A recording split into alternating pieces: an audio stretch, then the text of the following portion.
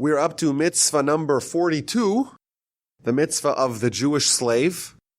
Now, before we begin, I want to give a little bit of a disclaimer or a warning, I would say, that we all realize that this whole subject is a minefield, and it's one that we have to approach quite gingerly. And therefore, before we talk about the meat and potatoes of the subject, I want to give a few introductions to make the subject a little bit more palatable to modern sensibilities. And I think a good way to do that is to clear away a little bit of the misconceptions, because, we say the word slavery and the images and the understanding that it conjures is very different than what the Torah describes. And therefore, I want to give a little bit of a basic overview of the concept or of Torah servitude, maybe is a better word, or not enslavement, but maybe servitude, a Jewish servant or non-Jewish servant, to be able to understand them in a more, in a way that makes sense or that resonates with us today. I had a friend who said to me, "Rabbi, I'd be very happy if the Torah has an emancipation proclamation. The Torah outright bans the whole concept of slavery. There's no slavery. There's no servants. You have to wash the floors yourself. You can't even outsource that." He'd be very happy with that. And I think that's a reasonable sentiment, certainly in modern times, and certainly using our definition of slavery.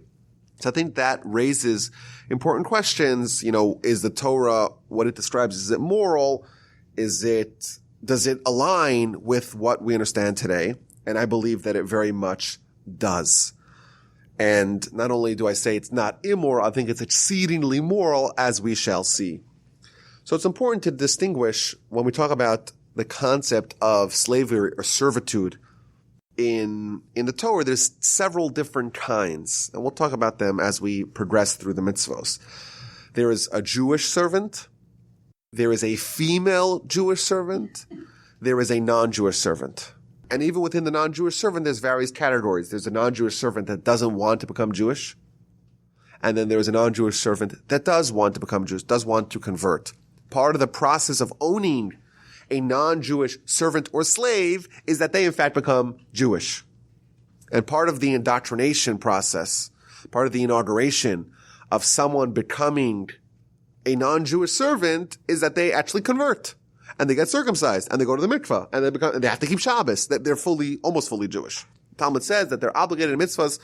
Every mitzvah that a Jewish woman is obligated in, they're obligated, which means mitzvahs that are not time-bound, they're obligated in. So, for example, we saw previously how if you want to have the Pesach sacrifice, you have to be circumcised. Not only that, your slaves have to be circumcised. Now, if I have a non-Jewish slave, they don't need to be circumcised. Why do they need to be circumcised for me to be able to eat the Korban Pesach, the Pesach offering? And the answer is because they are part of your family, and they're Jewish, and therefore if they're not circumcised, then you yourself, because you're the master, you're responsible for that. So that's an important basic overview.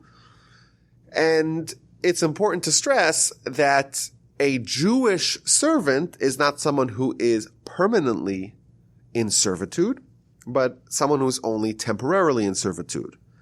And even that breaks down into two different categories. And I know we're going through this quickly, but we'll go through a little bit more in depth as we proceed. Even within the category of a Jewish servant, there's someone who was sold to pay for his crimes. You have a criminal steals money, doesn't have money to pay. That person will be sold to pay for their crimes. And they have someone who voluntarily opts to sell themselves. And therefore, there are two different categories. And there's at least 5 distinctions between these two categories. The Jewish servant who is sold because of his crimes, to pay for his crimes, sold by the court, and the Jewish servant who sells himself voluntarily. And I think a good way to understand this, I think actually the correct way to understand this, is that this is the Jewish way of rehabilitation of criminals. Now, you don't need to be a great statistician, and you don't need to be a student of law to understand that the way we do justice and the way we treat criminals here is actually the opposite of rehabilitory. The rates of recidivism of criminals is shockingly and staggeringly high. So the way we do it is someone is a criminal, commits a crime. We put them in a cell, like a dog, like a kennel, surrounded by the worst people in the world to train him to be a better and more ardent criminal. That's what we do in America. What do we do in Torah? You take someone who's a criminal, and you bring him, not as a slave, yes, for a certain amount of time, with a family. They're not living together with criminals. They're surrounded by the best people in the world, not the worst people, the best people in the world. And they join the family, and they are given all the rights in the world. And yes, they need to work, but even the work is done in a dignified, respectable manner. And after 6 years, they have adopted the behaviors and the characteristics of that family, and now they're ready to rejoin society as an individual. In fact, the Torah tells us how these people would frequently want to stay with the family. Because if you're a slave and you get the opportunity to leave, of course you want to leave. That's how we understand it. Here, they became part of the family. They don't want to leave. And the Torah says, no, you're supposed to leave. But if you insist on staying, then you get pierced in the ear. That's the law. You get pierced in the ear. And you stay there forever, but really it's only till Yovel, which is the 50-year Jubilee cycle. Now, the way the Talmud encapsulates this idea is as follows. This is the book of Kiddushin, page 22a. It quotes a verse. The verse says that this slave, this Jewish servant, it's good for him to be with you. It's good for him to be with you. What does that mean? It's good for him to be with you? He's with you. He's with you when you eat. He's with you when you drink. He's part of the family. And not only that, you have to make sure that you treat him well. So if you eat the best kind of bread, you can't give him the mediocre stuff. You have to give him the same kind of bread that you have. It's improper. It's a prohibition for you to have the old wine, the better wine, and for him to have the new wine, the worse wine. It's improper for you to sleep on comfortable beds and make him sleep on the straw, on the hay. From here, our sages say, this is again a quote from the Talmud. This is not modern apologetics after 1863. Says the Talmud, from here we learn whoever acquires a servant acquires a master.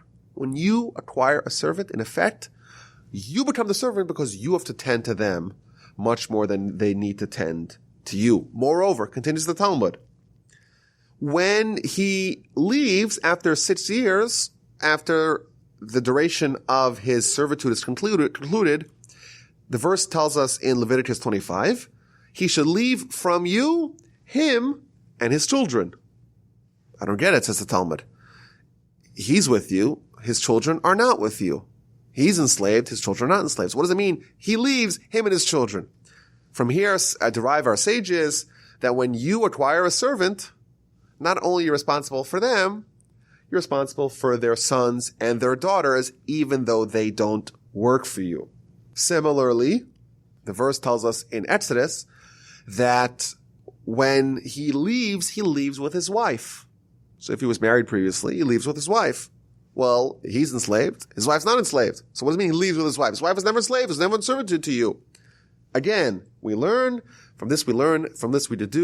that when you acquire a servant, not only are you responsible for their upkeep, their maintenance, their well-being, you're also responsible for their family. And therefore you have to pay for the upkeep of their wife and their children, their sons and their daughters, his children. I think this is an amazing idea. When you acquire a servant, we started the conversation. You want to buy slaves to whip them, right? So they could pick cotton from your field. That's what we think. But the truth is, the way the Talmud explains it, and the way the laws of the Torah, the way they codify this is that you're acquiring a master. This is a dedication for the master, for the owner, because you are taking responsibility for this family, and you're saying, I'm going to invest 6 years to feed them, to tend them, to educate them, to guide them, to redirect them, to bring them back to the proper path. To be a master means that you are committing yourself to rehabilitating one of your Jewish brethren. Now, the Talmud describes the relationship between a master and a slave, or master and a servant, as really the master is the servant, and the slave is the master. But the question that Tosfos asks is as follows. Why is the master called the servant and the servant called the master? Because you have to feed them. You have to give them the same kind of food that you have. You have to give them the same kind of bread, the same way they eat with you. They're equals. Why does it mean, why does it say that when you buy a servant, you really buy yourself a master? It should have said, when you buy a servant, you buy yourself an equal, someone who is a colleague, someone who is equal to you.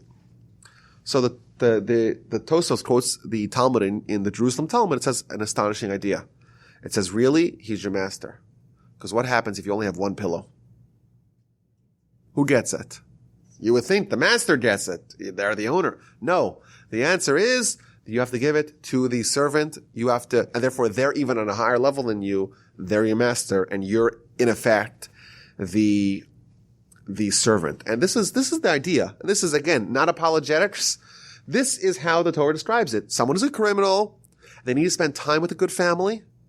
They're going to get rehabilitated, and they're treated with respect, with dignity, and even there's laws we'll talk about today.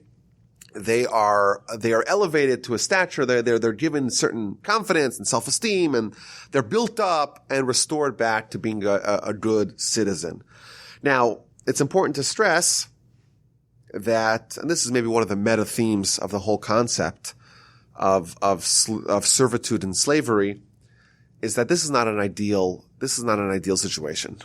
The idea of a human being a master over another human, even if it's nominally a master, it's not an ideal situation.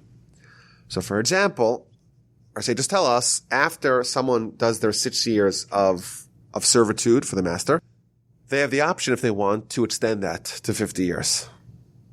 It's totally optional. But if they do, they have to be pierced in their ear. You got to take them to the doorpost, and you got to pierce them in the ear.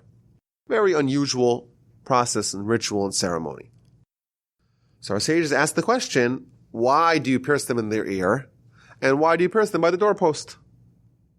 There's other ways to maybe symbolize the fact that this person is transitioning from a temporary 6-year slave or servant to a more permanent one, voluntarily of course, but 50-year one. So our sages tell us that the reason why it's the ear is because this ear heard at Sinai not to steal. One of the 10 Commandments, don't steal. And he didn't listen, he went to steal, and therefore he became a servant, and therefore the message is bored into his ear. You didn't take the lesson of Sinai. That's the first answer. But what about if the person sold himself? We said there's 2 Jewish servants. There's a servant who sells himself voluntarily for whatever reason, and there's a servant that is sold by the court because they stole, and they don't have money to pay back. So if someone stole and they don't have money to pay back, it made sense. You bore them in the ear because they didn't listen to the instruction not to steal. But if someone sells themselves, why do they need to be bore in the ear? So again, extends our sages this concept. This ear at Sinai also heard another message. There was one message that they heard, not to steal. A second message was, the overarching message of Sinai is that the Jewish people are servants of God. This person decided, I want to have a human servant.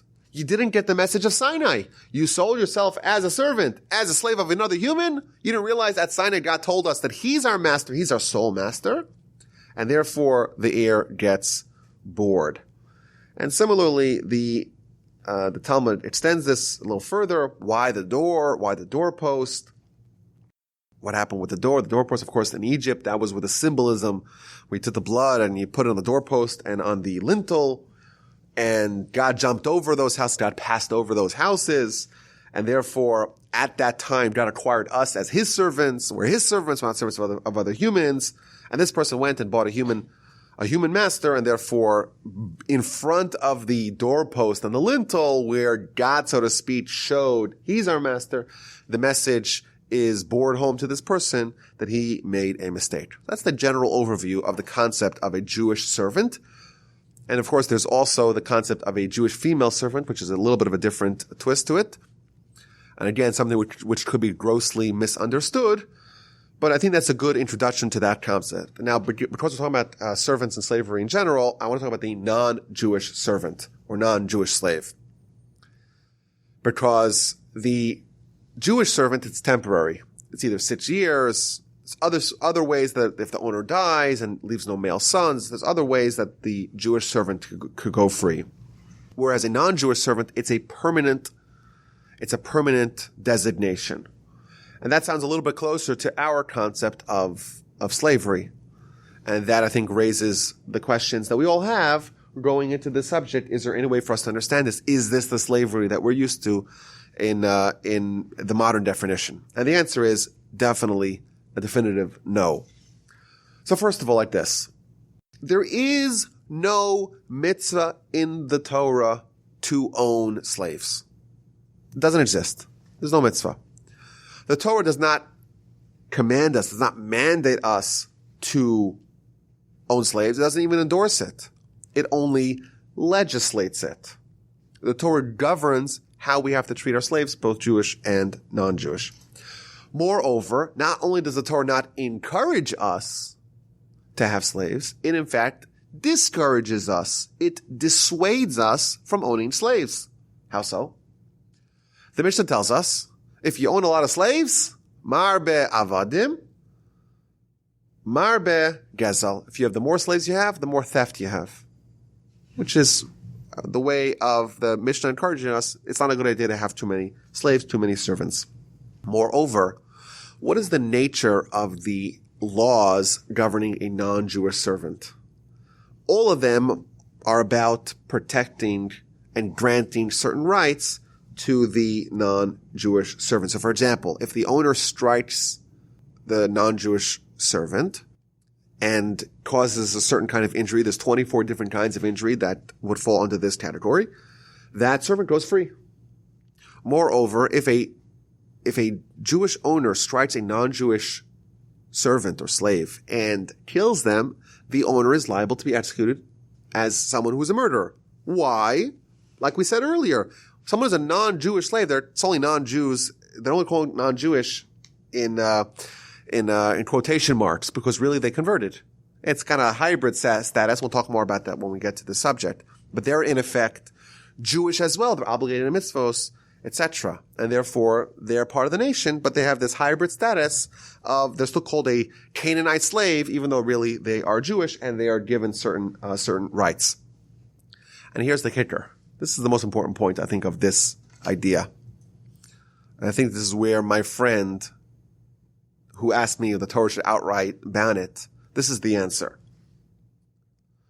He would be a lot happier if the Torah outlawed slavery entirely. Wouldn't we be happier with that? Wouldn't the Torah look more progressive and say, thou shalt not own any slaves of any kind? Wouldn't we all be happier? Look how progressive the Torah was. That's what people think. But let's play this out. Let's just work this out. Who is this going to benefit? So ostensibly, you would think this would benefit the slaves. Yeah, let's play this out step by step. We're not allowed to make slaves of any variety. But if you own a non-Jewish slave, you purchase that non-Jewish slave from someone else, from a non-Jewish master. So suppose you have a slave, and the slave is owned by a non-Jewish master. What benefits, what rights is he granted? Nothing. That slave is chattel. That slave is property to be deployed at his owner's discretion. For that slave, that poor soul who is suffering under the yoke of the master, the best thing in the world for them would to be acquired by a compassionate Jewish master, to be treated like a human being, to be welcomed to be as part of a household.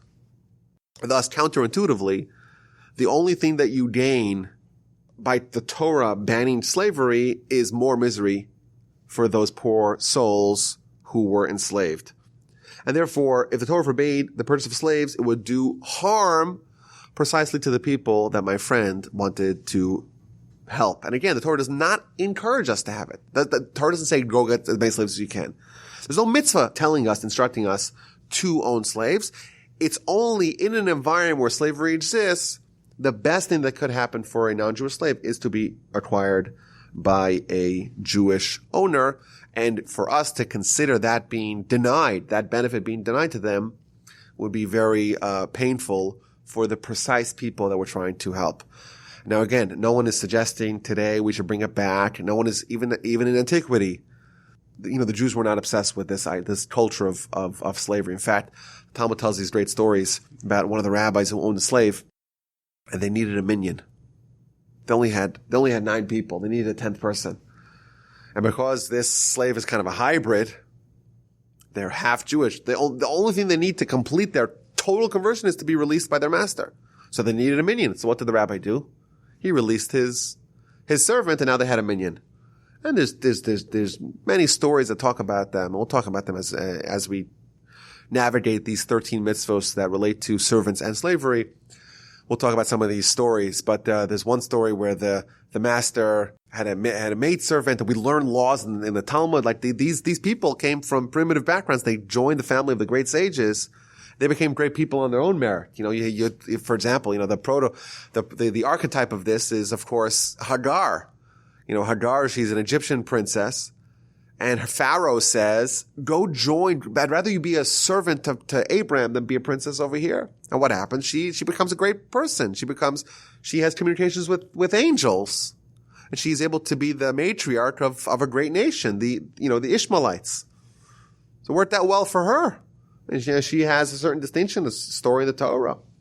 Again, she's communicating with angels. Where did she get that from? She got that from being a servant of Abraham. That's the status that she attained. And again, Pharaoh, her father, was quite right to do that, to upgrade her, so to speak. Making her a servant of Abraham is a higher stature than to be the princess of Egypt. My grandfather used to comment in 1980. He made this comment. He's like, today, you don't imagine that President Reagan would send his daughter to become a servant by the home of Rabbi Shach, who was the leader of the religious Jewish community in Israel. Today, you don't imagine it would happen. Then maybe Pharaoh was so impressed. His point was that the non-Jews of antiquity were more spiritually attuned, and therefore they were willing to make sacrifices for their children on a material level for them to have great spiritual achievements. That's the long introduction to this subject. Now, there are 13 different laws related to servants or slaves. I prefer servants, though there may be at least one, maybe more mitzvos that are part of this subject. But the Rambam, when he lists the laws of servants, he lists 13 different mitzvos. So I want to run through them quickly. Mitzvah number 42 is the general laws of a Jewish slave. Mitzvah number 43 is the marriage of a Jewish female slave. We'll talk about that sometime in the future. 44 is redemption of a female Jewish slave. 45 is restriction against selling a female Jewish slave. 344, 345, and 346 we'll cover today. And those are restrictions against working a Jewish servant in an embarrassing manner, restriction against selling a Jewish servant in an undignified manner, and restriction against working a Jewish servant with hard labor. And then there is Mitzvah 347, which is the laws governing a non-Jewish servant. 348 is preventing a non-Jew from enslaving a Jew with hard labor. Suppose a Jew sells himself to a non-Jew, we may have to redeem them. And then this is the law of what happens when you release a Jewish servant. You're not allowed to free them empty-handed. So when someone leaves, they leave with a tip, with a bonus. That's 481. 42 is the flip side of that, to give gifts to the Jewish servant on the way out. And then 568 and 569 are the laws of an escaped servant. If someone escapes, a servant escapes from outside of Israel to inside of Israel, you're not allowed to return them to his master, and you're not allowed to oppress them. So those are the laws. And today we're going to cover 42 and 344 through 346.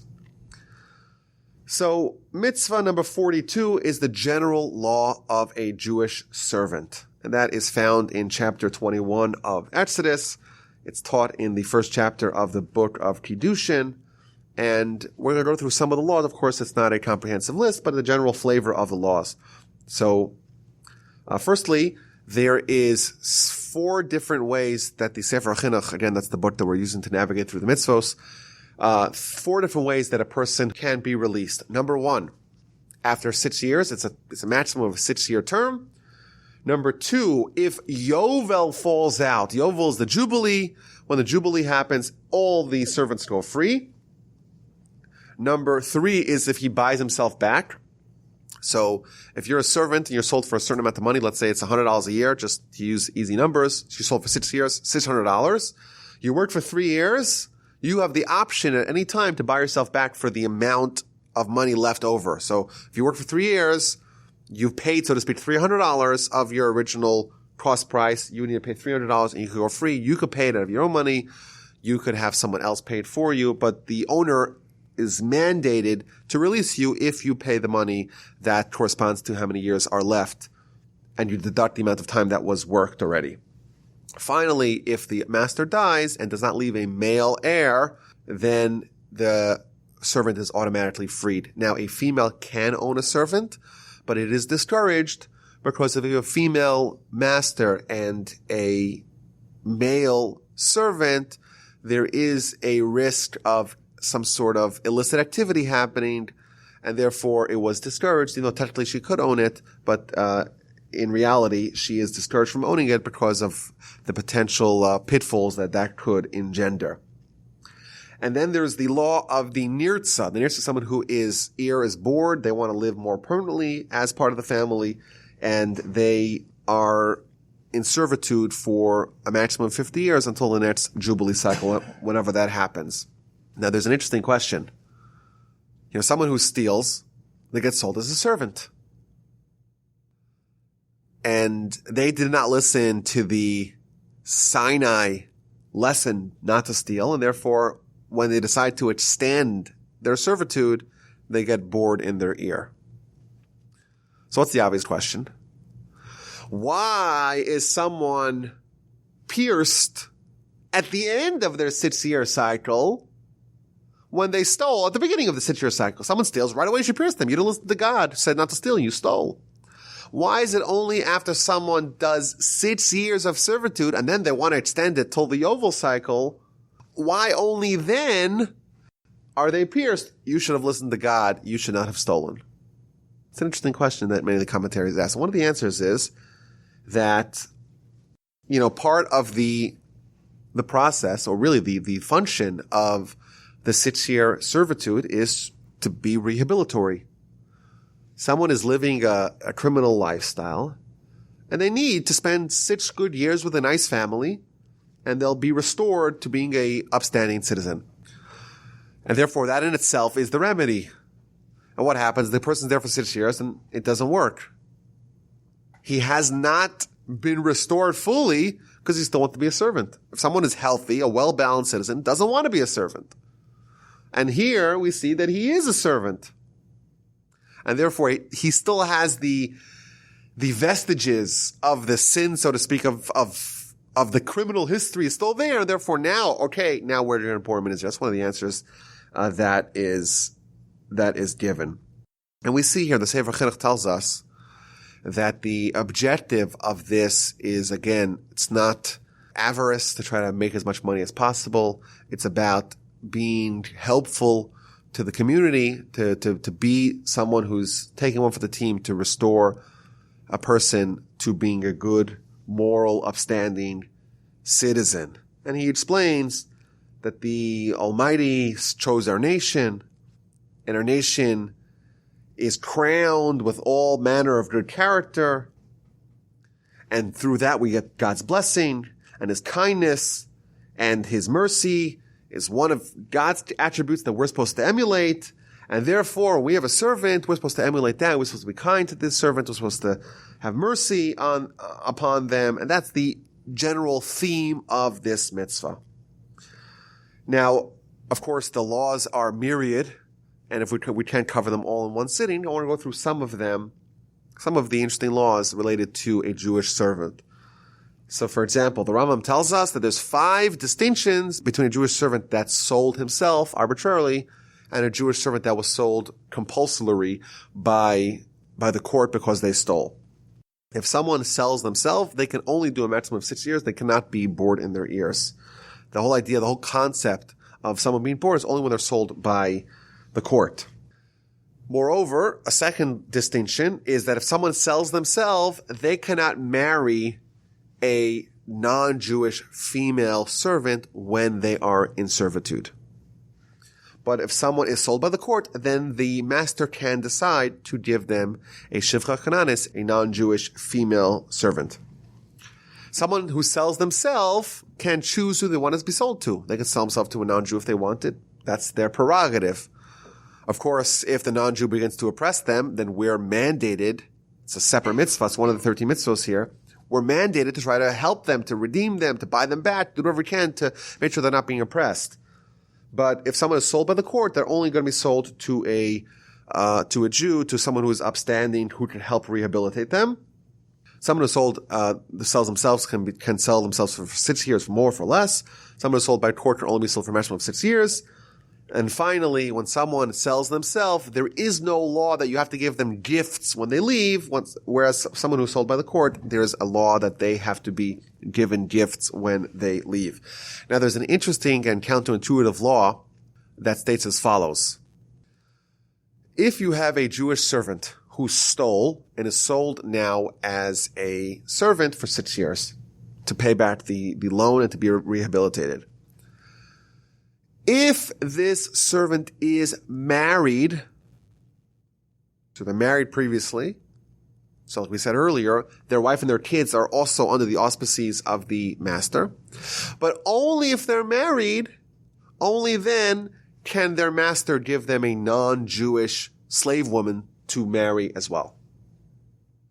Seems like the opposite of what you would think.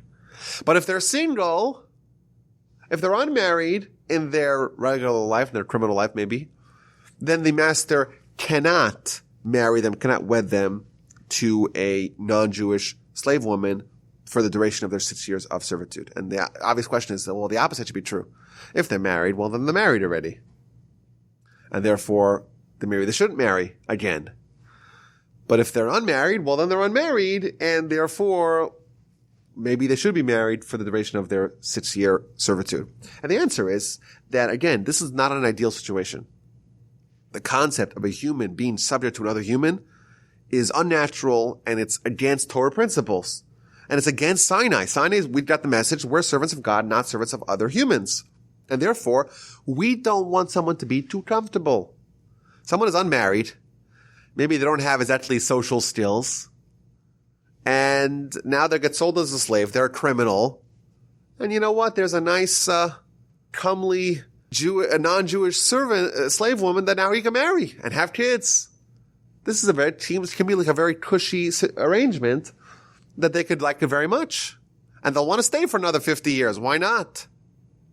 And that's something that the Torah is not desirous of. And therefore, in such a situation, he is not allowed to be hitched up with a non-Jewish slave woman during his duration of his 6 years of servitude.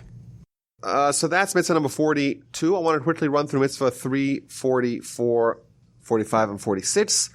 So number 1 is not to make your Jewish servant work in a undignified or demeaning or embarrassing manner. So for example, the examples the Talmud gives, you don't make him carry your clothing to the bathhouse. You don't make him carry things that are demeaning. You don't make him do work that's demeaning. And this is an extension of the concept, the Chinuch tells us, of the idea that when you acquire a servant, it's really a master, or at least it's an equal, something you have to treat with tremendous respect. And the idea is that, again, it's a relationship where you're supposed to guide them, you're supposed to give them empathy, you're supposed to give them love, you're supposed to restore them to good behavior. That's the general theme, and therefore you have to give them honor, you have to give them respect, you have to give them dignity, and certainly not treat them with any cruelty. Similarly, which is a separate mitzvah, but mitzvah number 345 is that how you sell a Jewish servant is not the way you sell a regular slave. So for example, it describes, there used to be a platform. You still see this in the movies, right? There's a platform, and you hawk your slaves, and they look at them and they treat them like cattle. you're not allowed to sell a Jewish servant that way. Because again, you have to give them dignity, you have to give them respect. It's prohibited to sell them as the way you would sell any other slave. And again, the theme here is this is your brother, this is your brethren, this is someone you have to give honor, you have to give respect to, you want to restore them. Yes, they did sins. Yes, they stole, and that's why they have to be sold, but still do it in a dignified way. And who knows, maybe you'll once fall into their situation. You have to kind of empathize with them, think of what they're going through, and treat them accordingly. And finally, mitzvah number 346 is not to enslave them with hard labor, which means either work that has no end. If there's no time or given amount of work that's fixed, that's considered hard labor. Because again, the person's working there, there's no end in sight. Any work there's no end in sight is prohibited to give to a Jewish servant. And in addition, any work that is futile or something you don't need, you're not allowed to do it as well. You don't want to have the servant get too comfortable. You don't want them to be too idle. And therefore, you want to make them work. So you say, okay, heat up some water for me, but you don't really need the water. That would be a Torah prohibition to do that to your Jewish servant, because again, you have to treat them with respect, with dignity, and you have to empathize with them. Think about that, the fact that this is one of us, this is your brother, you're trying to restore them to good behavior, and you have to treat them with the respect and dignity that is befitting someone like that. I want to conclude with a general theme that maybe is relevant today. Of course, we don't have servants today, we don't have slaves today, but there is a daily prayer that we say, Shelo asani avet. We thank God that God did not make us a servant or a slave. And my grandfather, whenever we talk about this, he would stress the fact that even though we're not literal slaves or servants, thank God, but there are aspects of our life and our character that really we are enslaved to certain things. And again, the meta theme is that we're servants of God, not servants of any other person. But the truth is, we're not only not servants of other people, ideally we should not be servants of any other thing. So for example, in the Talmud describes that there is the one king and there's the other king. There's the real king, the lofty king, and then there's the pauper king. The lofty king, of course, is God. We're supposed to be servants to the lofty king. But there's the pretender, there's the faux king, there's the imposter king, and that's the Yetzer Hara, the evil inclination, who wants to be like a king, who wants to enslave us, wants us to be subject to its dominion, but truthfully, it's all a sham, it's all a fraud. And when we say, I'm not a slave to any other thing besides for God, we have to also think about the fact, is there anything or any being or any entity that I'm enslaved to? So for example, if you see those people who have on their refrigerator, don't talk to me until I have my coffee. I am not a human till then. So in effect, we would say, again, this is not the same idea, but it's the same theme. We would say, well, you're enslaved to your coffee. You need it. You're subject to it. You're beholden to it. Something like that. It's not a healthy thing because we're beholden only to God. And when someone becomes addicted to something else which is not God, that again, in a more slight, subtle way, is conflicting with the general theme here that we're servants of God alone. I think the best example of this is the idea of someone driving out and being 3 minutes away from their house and realizing that they forgot their phone. You feel like you left your arm behind. Right away, you got to turn around. I wonder kind of what the point is. Like how far do you have to be for you not to turn around? That's probably an interesting question. Some people, I'm sure if they get to their office and they're at their seat and they realize that they forgot their phone, they probably would turn around and go back. Even though those people probably would remember that they didn't have their phone on the way because they got their red light and they're checking their text messages and they don't find their phone. But it's an interesting question. This idea that maybe, of course, the slavery of yore, thankfully, is extinct, but the concept, the meta concept of a human being subject and cannot live without being under the spell, under the yoke of something, still is very much alive and still is a struggle for us and still something we try to focus on every day when we say, Shelo asani avet, that God did not make me a servant, to really examine, are we truly solely servants of God, or is there anything else that has our attention, has control over us, has dominion over us, that we maybe need to extricate ourselves from?